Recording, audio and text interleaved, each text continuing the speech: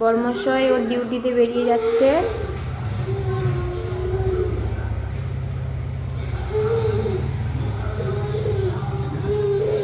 কুট্টু করছে, বুঝতে পেরেছে পাপা বেরিয়ে গেছে। পাপা ওকে এই যে দেখো খাটের মধ্যে চেয়ারে বসিয়ে দিয়েছি, এই যে ওকে এখন সুজি খাওয়াচ্ছি। মাম্মা না খাও, খেলো খেলো। হ্যালো ঘ্যাম্বা ফ্যামিলি, গুড মর্নিং। সবাইকে গুড মর্নিং বলো। কাঁদছো কেন? হ্যালো হ্যালো করছে। Good morning, welcome back to my channel. কেমন আছে সবাই? আশা করছি সবাই ঘ্যাম্পা আছে। নতুন একটা দিনে নতুন একটা ব্লগে কুট্টুকে নিয়ে আজকে স্বাগত জানাচ্ছি। আর কুট্টুকে সুজি খাচ্ছে এখন। ওর বাবা বেরিয়ে গেছে, ওই জন্য কাঁদছে। ও যাবে সাথে সাথে, জানো, ওই জন্য ওকে খাটের মধ্যে চেয়ারটা তুলে চেয়ারে বসিয়ে দিয়েছি, না হলে দৌড়ে একদম পায়ে পায়ে চলে যাবে ছুটে পাপার সাথে, তাই না? ওই জন্য ওকে আর চেয়ারটাই বসিয়ে দিলে বেরোতে পারবে না, ওই জন্য চেয়ারে বসিয়ে দিয়েছি। তো চলো কুট্টুকে খাইয়ে নি। হ্যাঁ বাবা, তুই খেয়ে না। তোমরা দেখতে পেলে কুট্টু ঘুমোচ্ছে, তো সেই সুযোগে আমি স্নানটা সেরে নিয়েছি। আর এই যে গোপু ঘুম থেকে উঠে গেছে, তো বড়মশাই ঘুম থেকে গোপুকে তুলে দিয়ে তারপরও ডিউটিতে গেছে। দেখো ঘুম থেকে উঠে কেমন শুয়ে শুয়ে চকো খাচ্ছে। ই মা, কিভাবে চকো খাচ্ছি শুয়ে শুয়ে। এই দেখো মোটামুটি যা যা সবজি ছিল, তোমার বেগুন, বরবটি, তারপরে মটরশুঁটি, শিম, টমেটো, গাজর সব নিয়ে নিয়েছি। আর এদিকে পালং শাক বার করে নিয়েছি। এবার আলু নেব, পেঁয়াজ নেব, এইভাবে বানাবো। আর এখানে বাসন পড়ে আছে, বাসনগুলো মাজতে হবে আমাকে। তো তার আগে ভাবলাম এত কিছু কাজ তো করবো, একটু তো এনার্জির দরকার আছে, তাই না? সেই জন্য একটু চা, সরি কফি, মানে চাফি, চায়ের সাথে একটু কফি মিশিয়ে তো চাপিটা আমি বানিয়ে নিয়েছি। এটা এখন আরাম করে খেতে খেতে কাজ করব। তো সবাই কিভাবে পালং শাক করে জানি না, আমি একটু অন্যরকমভাবে করব। অবশ্যই পালং শাক, এর মধ্যে কিন্তু মটরশুঁটি আছে, বড়ি দেব, সয়াবিন দেব, গাজর, বেগুন, সিম, বরবটি, আলু, টমেটো, কাঁচা লঙ্কা, পেঁয়াজ। জানি না এগুলো যাবে কিনা, কিন্তু আমি মানে নিয়ে যাবো আর কি, জোর করে। দেখা যাক কেমন খেতে হয়। বলো, ও সব ঘাঁটবে ছড়াবে, এইসব করতে দিচ্ছি না বলে কাঁদছে।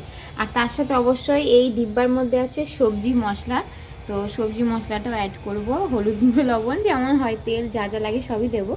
যাই হোক, এই সবজি টবজি এর মধ্যে আদৌ যাই কিনা জানি না, কিন্তু আমি আজকে ট্রাই করব। কুট্টুরও খিচুড়ি খাওয়া হয়ে গেছে, আর এখন কুট্টু অবস্থা দেখো কি নিয়ে খেলছে।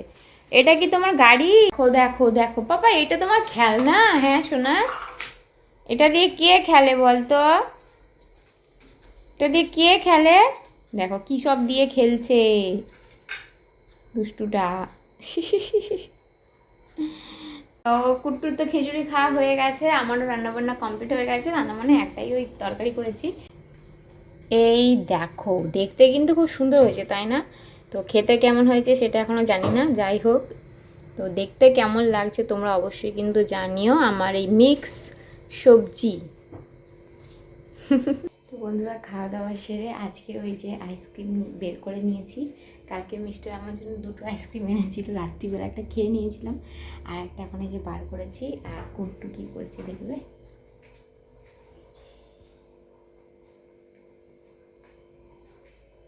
আমি কথা বলছিলাম, পাশ ফিরল, মানে এখন কথা বলা যাবে না, এত আইসক্রিম খাচ্ছি, জানি না কাশি ফাশি হবে কিনা। পাপা এসে গেছে, হ্যাপি। একটু আগে আমি ভিডিও এডিট করছিলাম, সেখানে পাপার গলার আওয়াজ শুনতে পেয়ে কাঁদছিল। ও তোমার ঝাড়ু পড়ে গেছে, এ না, এই যে দিয়েছি দিয়েছি, ঝাড়ু দিয়েছি। আর এই যে মিস্টার চিকেন এনেছে, আজকে রাত্রিবেলা চিকেন রান্না হবে। আর বিস্কিট এনেছে, আমার আমুল দুধ এনেছে, ডিম নিয়ে এসেছে। কুট্টু এত ডিম ভালোবাসে, এই কাঁচা ডিমগুলো দেখেই খাবে বলে এ করছিল। এত ডিম ভালোবাসে ছেলেটা। কি বাবা ঝাড়ু দিচ্ছ? এইটা বিছানাতে ঝাড়ু দিতে হয়, এই ঝাড়ুটা মেঝেতে দেয় না বাবা। দেখো দেখো দেখো, দুষ্টু। প্রতিদিন তো রাত্রিবেলা আমার বর রান্না করে আমাকে খাওয়ায়, আর আমি দুপুরে ওকে খাওয়াই। তো আজকে রাতের চিকেনটা তো ভাবলাম যে আমি রান্না করি। আর কুট্টুকে নিয়ে মেজবাড়িতে মিস্টার গেছে, কুট্টু ওখানে রয়েছে, ওই সুযোগে আমি রান্নাটা করে নিচ্ছি।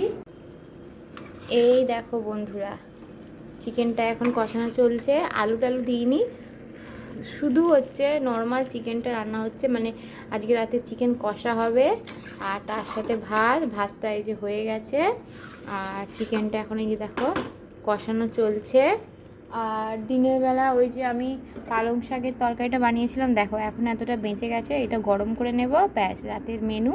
আর একটা জিনিস দেখো বন্ধুরা, জানালা দিয়ে গাড়ি দেখা যাচ্ছে, দেখতে পাচ্ছ মেন রোডে যে গাড়িগুলো যাচ্ছে, এই দেখো দেখা যাচ্ছে, ওই দেখো দেখবে, এই দেখো, এই দাঁড়াও গাড়ি এখনো আসেনি আইরে ভাই, এই দেখো দেখলে পাস করছে, এই দেখো লাইটগুলো দেখতে পাচ্ছ, এই দেখো আমি কথা বলছি মুখ দিয়ে ধোঁয়া বেরোচ্ছে, জানালাটা খুলে দিতে, এই দেখো গাড়িগুলো দেখা যাচ্ছে জানালা দিয়ে, কি যে ভালো লাগছে। ওইদিকে তো চিকেনটা কষানো চলছে, আর এই যে জানালা দিয়ে গাড়িগুলো দেখা যাচ্ছে, এটা দেখে আমার শিলিগুড়ির কথা মনে পড়ে যাচ্ছে, জানো তো শিলিগুড়ি তো এরকম জানালা দিয়ে, ওটা তো মানে একদম মেন রোডের ধারেই পাশেই মানে বাড়িটা ছিল, বিল্ডিংটা, যে বিল্ডিংটা আমরা থাকতাম সবার প্রথমে গিয়ে যে বিল্ডিংটা উঠেছিলাম, তো সেই বিল্ডিংটা একদম মেন রোডের পাশে, মানে হাইওয়ের পাশে একদম ছিল। তো বারান্দা দিয়ে জানালা দিয়ে এরকম সবসময় আমি গাড়ি দেখতাম, তখন তো কুট্টু ছিল না, একাই সারাদিন থাকতাম, মানে গাড়ি দেখে বা ওই রাস্তার দিকে তাকিয়েই আমার দিনটা সারাদিন কেটে যেত, কত মানুষ কত ধরনের গাড়ি সব দেখতে পেতাম। অনেকদিন পর শিলিগুড়ির কথা মনে পড়ে গেল, কারণ এখানেও সেই ভিউটা পাচ্ছি, অতটা হয়তো কাছে না, একটু দূরে, কিন্তু দেখা তো যাচ্ছে, বলো বেশ ভালো লাগছে। যেহেতু মেজবাড়িটা পাশের বিল্ডিংয়ে, আমি আওয়াজ পেলাম ওরা আসছে, মানে যে মেন গেটটা ওটা বন্ধ করলে খুললে এখান থেকে শুনতে পাওয়া যায়, এক্ষুনি ডাকবে।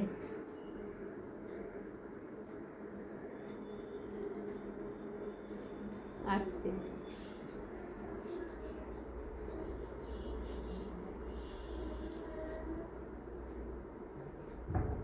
কে রে, কে ডাকছিস?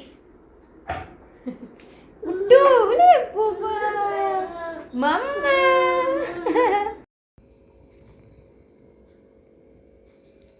তো বন্ধুরা কুট্টু ঘুমিয়ে গেছে, খাওয়া দাওয়া আমাদের কমপ্লিট হয়ে গেছে, আর আজকের মতো ব্লগটা তাহলে এখানে এন্ড করছি। তোমরা সবাই খুব ভালো থেকো, নতুন দিনে নতুন একটা ব্লগে আবারও দেখা হচ্ছে, আজকের মতো টাটা।